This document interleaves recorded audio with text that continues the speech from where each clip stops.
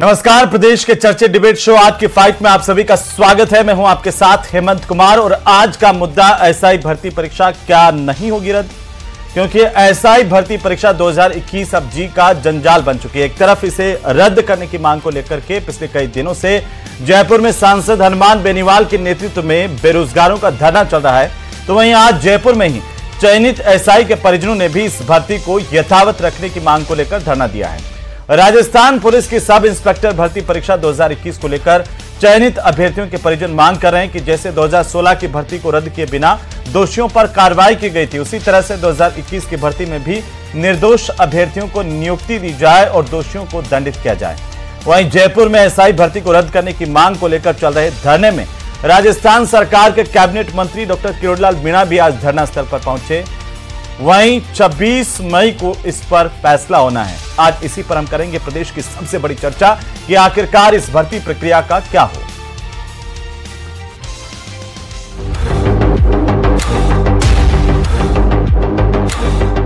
जी का जंजाल बनी एसआई भर्ती परीक्षा 2021। जयपुर में एसआई भर्ती 2021 को लेकर दो जगह धरने।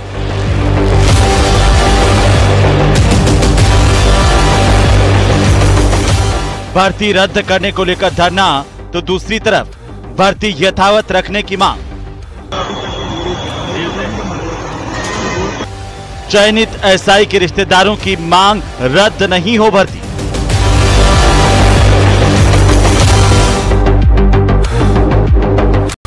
पच्चीस मई को होने वाली बेनीवाल की हुंकार रैली और लीक माफिया के और जिस तरह का वातावरण चल रहा है, जिस तरह की रील चल रही है, और तो और आप देखिए कि राजधानी के अंदर मुझे लग रहा है कि अब सही आंदोलन के साथ साथ गलत आंदोलन भी चालू हो जाएंगे आने वाले समय के अंदर, जिसकी परंपरा शुरू हो चुकी है। 26 मई को एसआई भर्ती 2021 पर होना है अंतिम फैसला। एसआई भर्ती क्या नहीं होगी रद्द?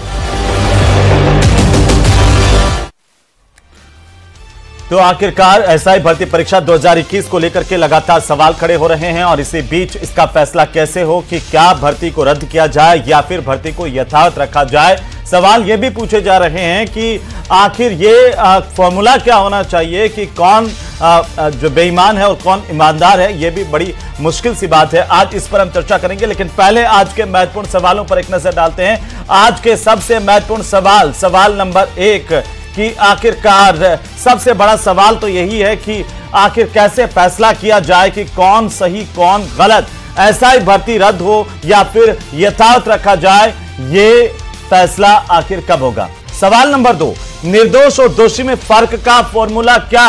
हालांकि कोर्ट को फैसला भी करना है कि आखिरकार इस पर क्या हो, लेकिन ऐसा फॉर्मूला अब तक कोई सामने नहीं आया। सरकार करेगी कि कार्रवाई करेंगे। सवाल नंबर 3, कैसे मिले इंसाफ जब भर्ती परीक्षा नहीं है साफ, क्योंकि 1 से लगा करके 100 तक जो मेरिट वाले लोग हैं वो भी लगातार इस घेरे में है कि उन्होंने पेपर लीक माफिया के जरिए इस भर्ती को पास किया। और आज के इन महत्वपूर्ण सवालों के साथ चर्चा की शुरुआत करें उससे पहले हमारे खास मेहमानों से मैं आपका परिचय करवा दूं। हमारे साथ शैलेंद्र गुर्जर हैं, भारतीय जनता पार्टी के प्रवक्ता। हमारे साथ आरसी चौधरी हैं, कांग्रेस पार्टी के प्रवक्ता। और साथ ही साथ हमारे साथ जो और खास मेहमान जुड़ रहे हैं उनमें योगेंद्र जोशी हमारे साथ हैं, पूर्व पुलिस अधिकारी। अंकित बिश्नोई हमारे साथ हैं, बेरोजगार नेता। और साथ ही हमारे साथ हैं सत्येंद्र राव, ये भी बेरोजगार नेता है, लेकिन आज सत्येंद्र इस बारे में अपना पक्ष रखेंगे कि इस भर्ती को यथावत क्यों रखा जाए।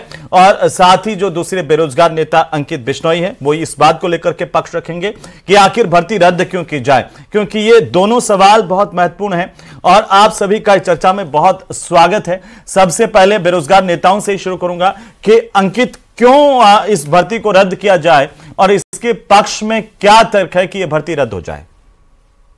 देखो हेमंत जी, मैं आपको बताना चाहता हूं कि पहले से अब जैसे इस एसआई भर्ती का जो मामला सामने आया है अपने, उसके अंदर जो कांग्रेस सरकार है उस कांग्रेस सरकार में पेपर लीक हुआ और बीजेपी सरकार उस पर कोई कार्रवाई नहीं कर रही। आपको पता है एसओजी डबल एजी ने जब 50 से अधिक, लगभग 50 के आसपास थानेदारों को पकड़ लिया जो फर्जी एसआई लगे थे, पेपर लीक के प्रूफ सामने आ गए और जो आरपीएस या उसके कई जो सदस्य थे उनको भी हटा दिए गए और लगभग 400 से ज्यादा एसओजी के रडार पर है फिर भी ये सरकार, बीजेपी सरकार है, वो कांग्रेस सरकार की जो भर्ती दी थी, इस भर्ती को रद्द नहीं कर रही है। साफ साफ नजर आ रहा है कि पेपर था वो बिका था और फर्जी थानेदार लगे आधे से ज्यादा। और दोबारा जब एसओजी ने बताया कि 600 के लगभग जो है वो फर्जी है और टॉप 1 से 50 तक के जितने भी एसआई थे लगभग उनमें से लगभग पेपर लेके एसआई बने हुए थे। इस पे भी एसओजी ने बड़ा सवाल किया था। डबलएजी, एसओजी सभी लगी हुई है इसके अंदर, जांच के अंदर। और भाजपा सरकार के मंत्री किरोड़ी लाल मीणा ने भी ये कहा था कि ये भर्ती है जो रद्द होनी चाहिए और इसके ऊपर उन्होंने बयान भी दिया और उस धरने पे भी बैठे थे। लेकिन बाद में उनकी पता नहीं क्या मजबूरियां रही होगी सरकार में मंत्री आने से, और मंत्री पद दे दिया उनको, तो वो नहीं बैठ पाए। लेकिन आज फिर वो धरने पे किरोड़ी लाल जी मीणा आए थे और उन्होंने अपना पक्ष रखा था कि मैंने सरकार को बोला है भर्ती रद्द होगी। लेकिन ये बीजेपी सरकार और मुख्यमंत्री जी से मैं अपील करना चाहूंगा कि आप क्यों रद्द नहीं कर रहे, जब आपकी सरकार की कमेटी ये कह रही है कि रद्द करो, पेपर लीक हुआ है, फर्जी भर्ती हुई है, फिर भी आप रद्द नहीं कर रहे। कांग्रेस को बचाने का प्रयास कर रहे हैं, बेरोजगार युवाओं को ये जो अन्याय कर रहे हैं बेरोजगार युवाओं के साथ। और मैं धन्यवाद देना चाहूंगा हमारे नेता हनुमान जी बेनीवाल, जो देश की सबसे बड़ी पंचायत में बैठते हैं। वो आज लगातार 25 दिन से ज्यादा इस 50 डिग्री तापमान के अंदर इस शहीद स्मारक के ऊपर बैठे हैं, लेकिन फिर भी राजस्थान सरकार की कान पे जूं तक नहीं रहेंगी और कोई भी नहीं आया सरकार का नुमाइंदा। और जब आपको जैसे हेमंत जी आपको भी पता है, आज डॉक्टर किरोड़ी लाल मीणा गए तो थे आपके धरने पर? किरोड़ी लाल मीणा जी गए थे, लेकिन किरोड़ी लाल मीणा जी की पता नहीं क्या मजबूरी है, वो खुल के सामने क्यों नहीं आ रहे। जब इनके मंत्री सामने आ रहे हैं, वो धरने पे आ रहे हैं, न्यूज में भी चल रहा है, आपने भी दिखाया न्यूज 18 पर, लेकिन फिर भी ये सरकार इस भर्ती को रद्द क्यों नहीं कर रही। मैं बीजेपी के प्रवक्ता, कांग्रेस प्रवक्ता सारों से पूछना चाहूंगा, कांग्रेस के समय जब ये वैकेंसी हुई थी उस टाइम कांग्रेस की सरकार थी, पेपर लीक हुआ, बीजेपी ने बड़े बड़े वादे किए, इस एसआई पेपर लीक को लेकर उन्होंने मुद्दा बनाया और वो सरकार में भी आ गए, लेकिन आज तक भी वो बीजेपी। अंकित जी ठीक है। सत्येंद्र राव हमारे साथ हैं जो ये लगातार, अंकित जी ठीक है, मैं आ जाऊंगा, वापस आ जाऊंगा। सत्येंद्र राव हमारे साथ हैं जो लगातार ये मांग कर रहे हैं, परिजनों के साथ में, उन परिजनों में शुमार हैं जिनके घर से कोई एसआई बना है। सत्येंद्र राव के घर से 2 सब इंस्पेक्टर बने हैं। सत्येंद्र जी, क्यों आपको ये लगता है कि इस भर्ती को यथावत रखा जाए, जबकि चारों तरफ से दूसरा पक्ष वो कह रहा है कि एसओजी कह चुकी, पुलिस मुख्यालय कह चुका, कैबिनेट सब कमेटी ने ये अपनी रिकमेंडेशन में पहले दे दिया कि इस भर्ती को रद्द कर दिया जाना चाहिए। तो आखिर आपके पास ऐसे कौन से तथ्य हैं जिनके आधार पर हम ये माने कि यथावत रहे? सर्वप्रथम हेमंत कुमार जी, आज आपने हमें अपना पक्ष रखने के लिए आमंत्रित किया, उसके लिए धन्यवाद जी। आपने हमें ये प्लेटफॉर्म उपलब्ध करवाया। मैं आपको ये बताना चाहूंगा, एसआई भर्ती को यथावत रखा जाए, उसके पीछे सबसे बड़ा कारण यह है कि एसआई भर्ती में अधिकतर चयनित सब इंस्पेक्टर अपनी मेरिट के और योग्यता के आधार पर सेलेक्ट हुए हैं, तो उनकी मेरिट और योग्यता को देखते हुए इसको यथावत रखा जाए। अभी आपने 3 सवाल पूछे थे, यथावत कैसे रखा जाए, निर्दोष और दोषी को कैसे अलग किया जाए और कैसे मिले इंसाफ। सर सीधी सी बात है, आपने अभी अपने ओपनिंग स्टेटमेंट में कहा कि 2016 की भर्ती की तरह इस भर्ती को भी यथावत रखा जाए।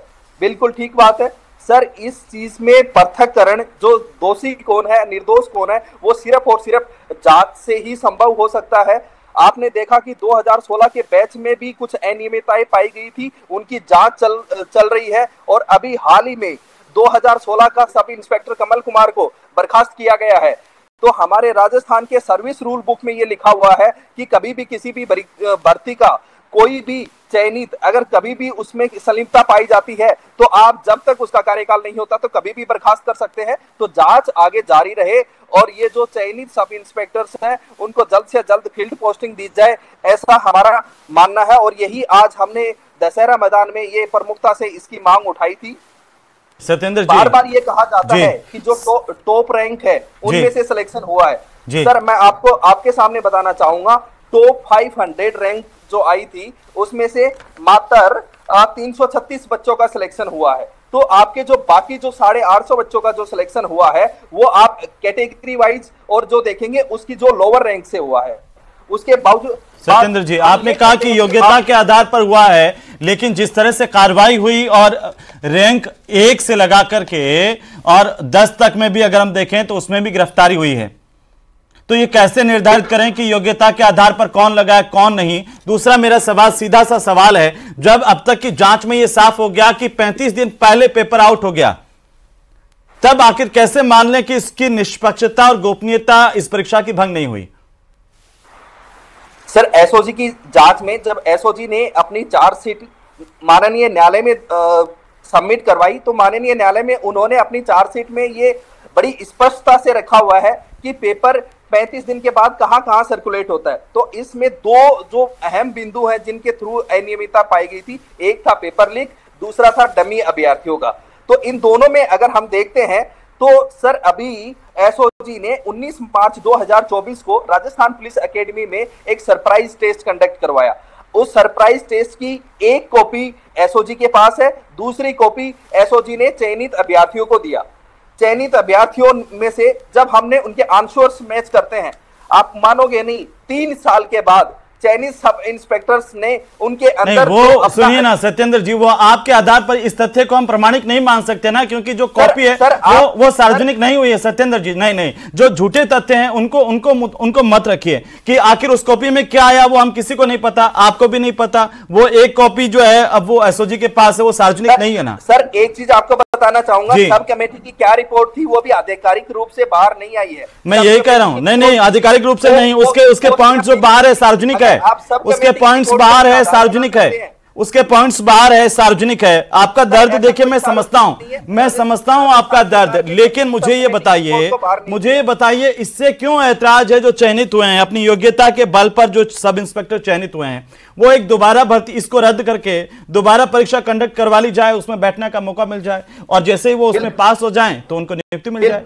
बिल्कुल आपका वाजिब सवाल है कि योग्यता अगर है तो दोबारा भी आ सकता है। सर आपसे एक ही बात बताना चाहूंगा, 2016 के अंदर हमारी भर्ती परीक्षा हुई थी। उस 2016 की भर्ती में 204 सब इंस्पेक्टर ऐसे हैं जो उस समय की मेरिट सूची में थे और 2021 में वो फाइनल मेरिट सूची में सेलेक्ट होकर के आज सब इंस्पेक्टर्स बने हैं। अगर आप उसकी पैरेलल एग्जाम में देखें RAS 2021, मैंने इसलिए पूछा, जो टीचर्स भर्ती घोटाला पश्चिम बंगाल का हुआ था, सुप्रीम कोर्ट ने उसको रद्द करते हुए यही कहा।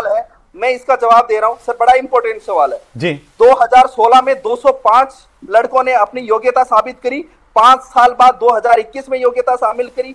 RAS 2021 की भर्ती में 140 सब इंस्पेक्टर ने अपनी योग्यता शामिल की, उसमें से 14 अभ्यर्थियों का सिलेक्शन भी हुआ। बाकी अन्य परीक्षाओं में भी हमने देखा कि बार बार सब इंस्पेक्टर अपनी योग्यता साबित कर रहे हैं। सर मैं एक बार और साबित कर ले तो क्या हो जाए ईमानदार को? अपनी योग्यता कब तक साबित करता रहेगा? नहीं, डर क्यों नहीं, ये सवाल नहीं होता कि कब तक साबित करता रहेगा।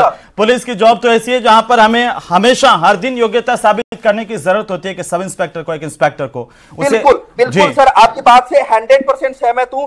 मैं आ जाऊंगा पूर्व पुलिस अधिकारी योगेंद्र जोशी साहब हमारे साथ हैं, पूर्व पुलिस के ऑफिसर हैं, एक टिप्पणी उनके चाहता हूं। जोशी साहब आपका क्या मानना है इस पर? सत्येंद्र राव को आपने सुना, अंकित बिश्नोई को भी आपने सुना है। देखिए हेमंत जी, मैंने तो 2023 में ही कही थी जब कांग्रेस सरकार थी कि ये भर्ती परीक्षा रद्द नहीं होगी, सीबीआई जांच नहीं होगी, आरपीएससी में कोई परिवर्तन नहीं होगा। अब बात यह है कि किसने क्या रिपोर्ट दी है, ये सार्वजनिक रूप से है और आज सरकार की स्थिति यह है कि भर्ती रद्द नहीं करने के मूड में है। अब आप कुछ भी कर लीजिए। अभी तो पुरुषोत्तम दादीच ने एप्लीकेशन लगाई थी जमानत के लिए, 50,000 रुपए उसके ऊपर फाइन किया हाईकोर्ट ने। यूनिक बाबू और सुरेश ढाका अभी तक गिरफ्तार नहीं हुए। और आप बताइए, अखबार की न्यूज थी कि 200 सब इंस्पेक्टर अभी राडार पे हैं, तो 50 पहले निकल गए, 200 अभी और हैं। और अब आप मुझे बताओ कि जब ये परीक्षा पेपर 2021 में कालेर के माध्यम से बीकानेर और पाली में आउट हो गया था और उस समय गिरफ्तार भी किए थे, लेकिन इन्होंने दबा दिए उसको। नहीं, सत्येंद्र तो कह रहे हैं कि भाई इंस्पेक्टर, सब इंस्पेक्टर भर्ती में जो चयनित हुए हैं वो अपनी योग्यता के आधार पर हुए हैं जोशी जी। और अगर ये भी बात सही है कि अगर इसमें कोई ईमानदार है, वो कोई गरीब आदमी है, इतनी मेहनत करके और इतना लंबा वक्त देके सब इंस्पेक्टर बना है, अब जाकर के उसको रद्द कर दिए तो उनके घर वालों पर क्या बीते?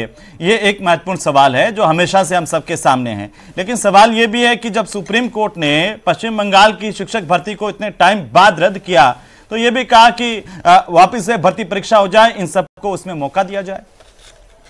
अभी इस लेवल पर आपका क्या मानना है कि क्या ये भर्ती रद्द होनी चाहिए या यथावत रखनी चाहिए, क्योंकि दोनों पक्षों को आपने सुना है। देखिए हेमंत जी, ये परीक्षा तो पहले ही रद्द हो जानी चाहिए थी 2023 में। अब आप देखिए, ट्रेनिंग में पैसा खर्च हो गया, उनकी प्रैक्टिकल ट्रेनिंग हो गई और वो चले गए वहां और उनको अब रोक दिया। कितना पैसा सरकार का खर्च हुआ है अंदाजा लगाने वाली बात है। अब आप देखिए, जब ये हो गया, बाबूलाल कटारा ने रामूराम रायका को 1 महीने पहले पेपर के 6 सेट दे दिए, तो आप बताइए कि कितने कैंडिडेट्स के पास ये पेपर चले गए होंगे। हर आदमी कहीं न कहीं लगा हुआ होगा। तो मेरे ख्याल से जो परीक्षा एसओजी ने कराई थी, जिसके अंदर 50% लोगों के तो नंबर ही बिलो एवरेज थे, आप देखिए। और एसओजी और पीएचक्यू में जब इन्होंने प्रार्थना पत्र दिया था ज्वाइनिंग का, तो हिंदी में इनको अपना लेटर लिखना नहीं आया, ज्वाइनिंग लेटर नहीं लिख पाई है हिंदी में। अब ऐसी स्थिति में जब पीएचक्यू ने इनको रिकमेंड कर दिया कि ये भर्ती परीक्षा रद्द हो जानी चाहिए, कारण ये है, लेना तो पुलिस को काम है भाई। आप क्या सोच रहे हैं कि पुलिस काम लेगी? और इस प्रकार के अगर ऐसा ही वहां चले गए, जिनके बारे में पूरे के बारे में ये शंका है कि इनमें से आधे से ज्यादा टीप के निकले हैं, अभी भी 200 राडार पे हैं, तो मैं समझता हूं ये परीक्षा रद्द होनी चाहिए। लेकिन जो मैं रोक रहा हूं आपको, मैं रोक रहा हूं। राजस्थान सरकार के कैबिनेट मंत्री डॉक्टर किरोड़ी लाल मीणा साहब हमारे साथ जुड़ रहे हैं। लगातार शुरू से विपक्ष में थे, तब से भी इस तरह से बेरोजगारों की आवाज को डॉक्टर साहब बुलंद करते रहे। डॉक्टर साहब, बहुत स्वागत है आपका न्यूज़ 18 राजस्थान पर। धन्यवाद। डॉक्टर साहब, आज आप धरने पर गए और आज जयपुर में 2 धरने चले हैं। एक तरफ यह मांग की जा रही है कि जो ईमानदार लोग हैं उनको यथावत रखा जाए, इस भर्ती प्रक्रिया को। एसआई भर्ती 2021 को तो आपने शुरुआत से देखा है, सबसे पहले आप ही थे जिन्होंने सवाल उठाए। क्या सरकार इसे रद्द नहीं करना चाहती? देखो, ऐसा है जी, रद्द करने की दृष्टि से SOG, police headquarter, advocate general, cabinet sub committee, सबने रद्द करने का रिकमेंडेशन दिया है जी। और मैंने भी मांग की थी। पहले तो उस राज्य में तो आंदोलन ही किया था, इस राज्य में मैं 2-3 बार मुख्यमंत्री जी को निवेदन कर चुका हूं और व्यक्तिगत रूप से मुख्यमंत्री से मिलकर निवेदन करूंगा कि रद्द हो।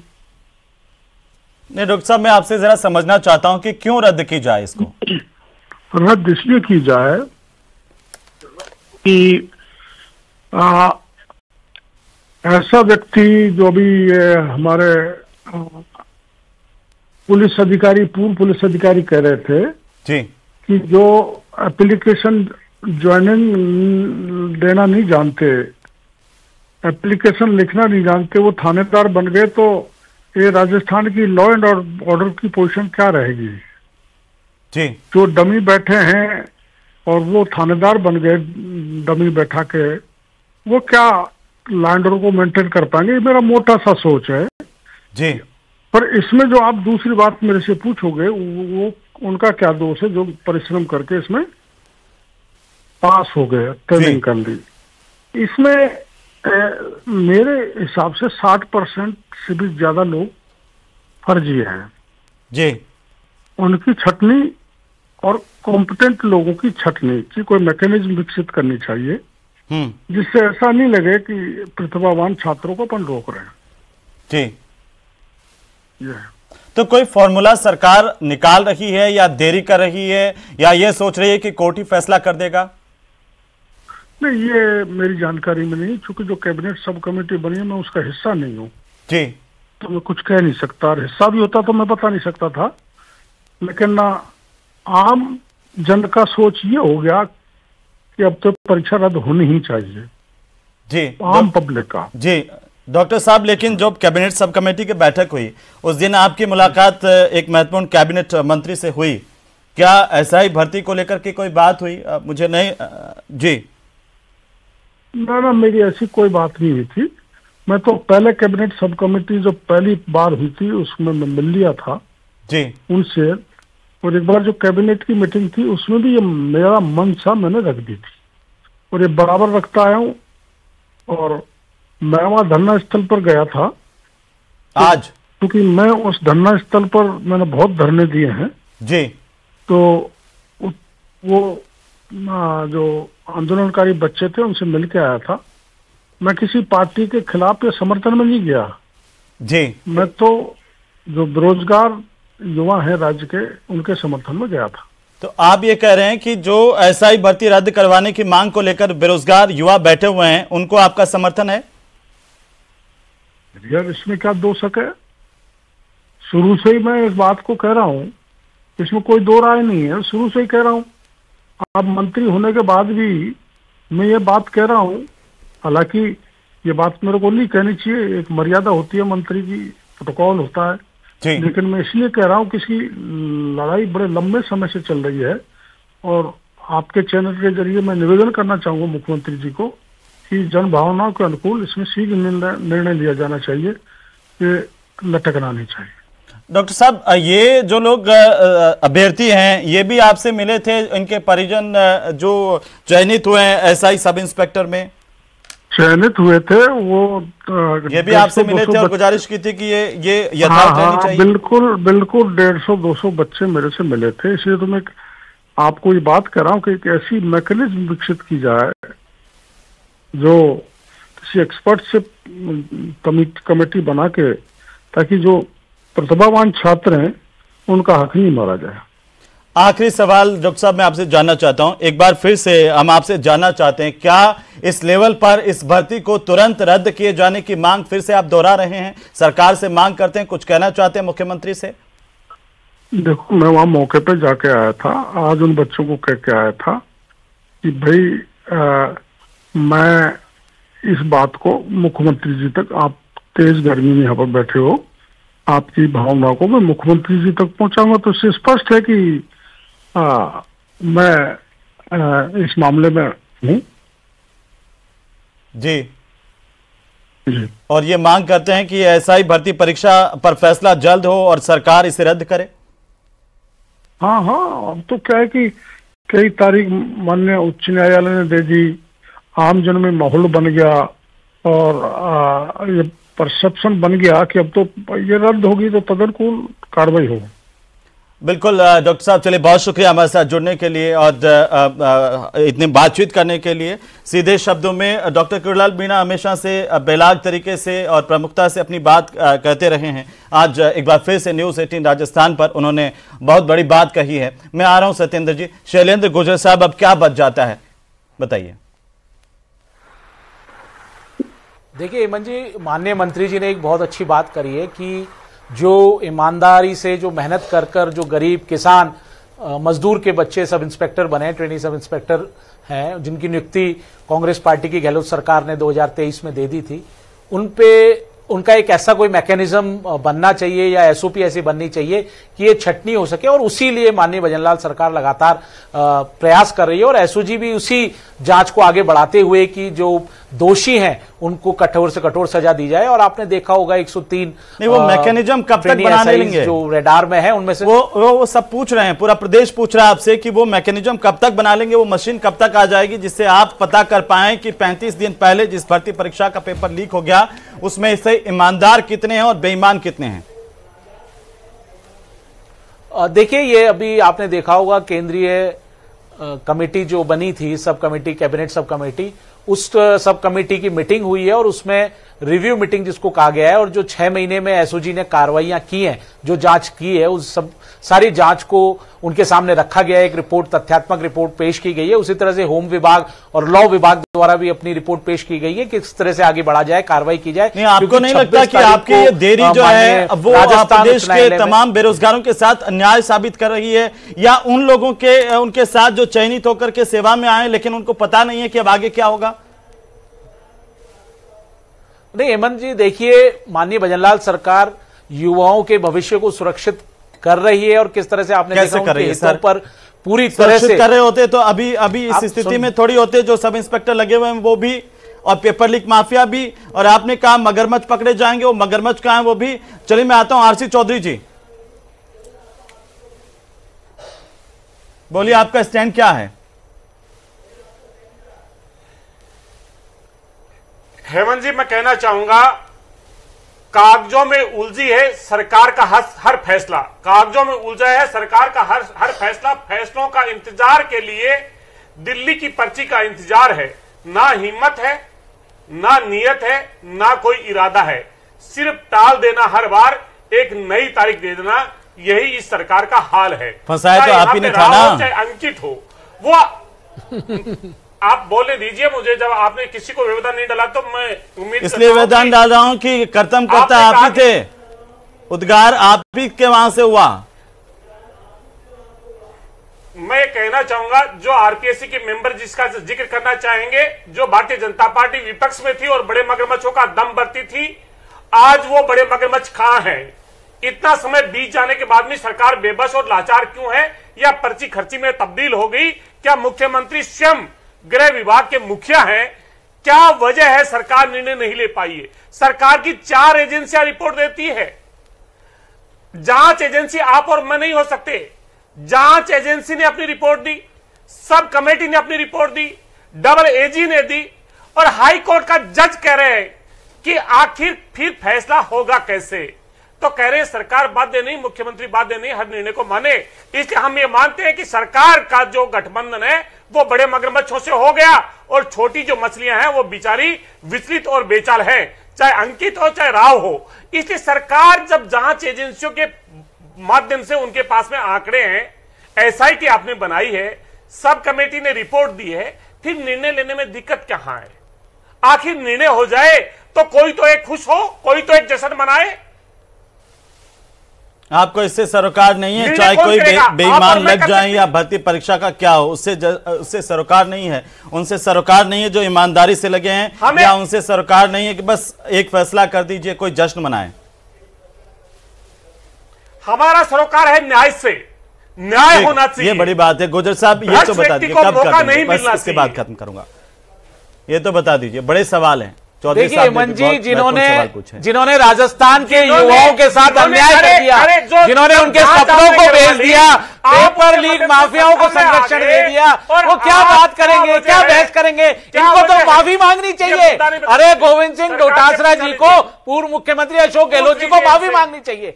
आप क्या बहस करोगे पेपर लीक मामले में? करा रहे हैं ना जांच। जो जांच आपको करानी चाहिए थी वो माननीय भजनलाल सरकार करा रही है। हमने 350 से अधिक अपराधियों को पकड़कर, जिनको आपने भगा दिया था, संरक्षण देने का काम किया था, जेलों में डाल दिया। ऐसा ही भर्ती में भी देखना, न्याय दिया जाएगा युवाओं को। मामला राजस्थान उच्च न्यायालय में सब जुडिस है। न्याय का एकमात्र सिद्धांत है कि न्याय होता हुआ दिखे, और न्याय जो है वो बिना देरी किए हो, तभी वो न्याय के नाम पर 4 साल ले लिए। 2021 की भर्ती थी, 2025 आ गया है, और आप बोल रहे हो न्याय होगा, न्याय होगा। न्याय कब होगा? बेरोजगारों का जो हक मार के देते हो ना, उस बेरोजगारों की भावनाओं को समझो। तो 4 साल से लगातार यहाँ संघर्ष करते आ रहे हैं, और पिछले 25 दिनों से इस तपती धूप के अंदर शहीद स्मारक पे बैठे हैं, और आप बोल रहे हो कि न्याय होगा। उस न्याय की आस को लिए हुए आज 4 साल हो गए। ठीक है, चलिए बहुत शुक्रिया आप सभी का चर्चा में शामिल होने के लिए। कुल मिलाकर के न्याय होगा, लेकिन सवाल ये कि कब होगा और उसके लिए कितना इंतजार करना पड़ेगा। ये भी सही बात है कि जो फैसले हैं वो किसी की भावना के आधार पर नहीं लिए जाते हैं, और उम्मीद करते हैं कि सिर्फ भावनाओं के आधार पर फैसले नहीं होंगे, फैक्ट के आधार पर होंगे, और फैक्ट क्या कह रहा है इस भर्ती को लेकर के सही फैसला सही समय तक सरकार ले पाए, इस तरह की उम्मीद।